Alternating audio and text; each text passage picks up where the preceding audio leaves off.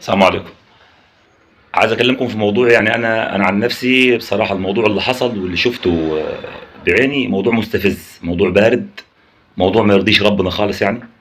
كلامي موجه لكل عشاق الصوابي والخيل والفروسيه.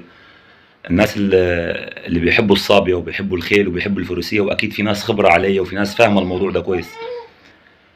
اللي بيحصل، اللي حصل في ليله بنبان واللي حصل في ليله فارس واللي حصل في ليله ادفو وبيحصل في ليله النمسا، بيحصل في جميع الصوابي وجميع الليالي. بصراحه في حاجه بيعملوها بعض الشباب، موضوع ما يرضيش ربنا خالص. يعني انت عندك الصابيه بتبقى مفتوحه على الجنبين، الصابيه بتبقى مفتوحه على الجنبين، الناس واقفه من هنا وناس واقفه من هنا، الصابيه في النص. الناس اللي بتبقى واقفه في النص دي، الشباب اللي بيبقوا واقف في النص، في نص الصابيه والخيل بتجري، يجي يتلافى واحد شويه تراب ولا شويه رمل ويشوحهم على الخيال او الفارس. وممكن تلاقي واحد ماسك قرفه جريد ولا عصايه ويضرب الخيل او يضرب مال الناس، ده مال ناس. يعني انت بتعمل كده ليه؟ يعني انت بتشجع الخيال ولا بتخلي الفرس يجري؟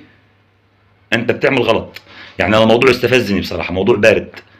يعني مال الناس، انت بتضرب الخيل بعصايه ولا بقرفه جريد ولا بشومه ولا بكرباج. انت داخل في نص الصابيه تعمل ايه؟ الصابيه بتبقى ليها جنبين، جنب من هنا ناس ومن هنا ناس. انتوا داخلين في النص بتعملوا ايه؟ الخيل جايه بتجري، واحد يمسك شوبه ويضرب الخيل من ورا كده، او بقرف جريد او بكرباج او تلاقي شويه تراب او شويه رمل ويشوحهم على الخيال هو بيجري. يعني انا عن نفسي يعني بصراحه الموضوع استفزني، موضوع بارد، موضوع زعلني صح يعني. اكيد في ناس فاهمه انا بقول ايه وفاهمه الموضوع ده بيحصل كتير، وفي ناس كتير يعني ما عجبهاش الوضع ده.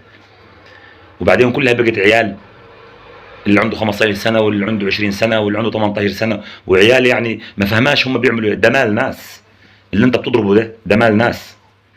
يعني انت الصابيه دي، نادي الفروسيه ده اسمه نادي رياضي، يعني في اخلاق وفي ادب وفي احترام.